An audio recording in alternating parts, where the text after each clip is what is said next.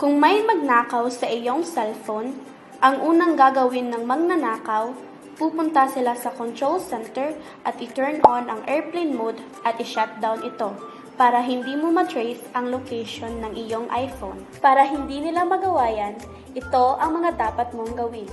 Una, punta ka lang sa settings, scroll down, itap ang Face ID at passcode, enter ang iyong password kung meron itong nakalagay, isi-scroll down, hanapin ang control center at i-turn off ito para hindi ma-access ng magnanakaw ang control center at hindi niya ma-turn on ang airplane mode.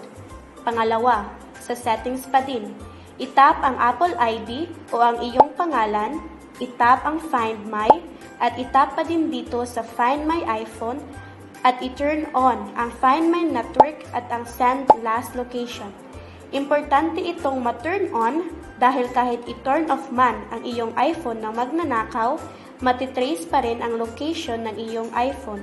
Kung iyong makikita, may nakasulat na phone findable after power off. Please like and share para malaman ito ng lahat at masecure ang inyong iPhone. Era phone.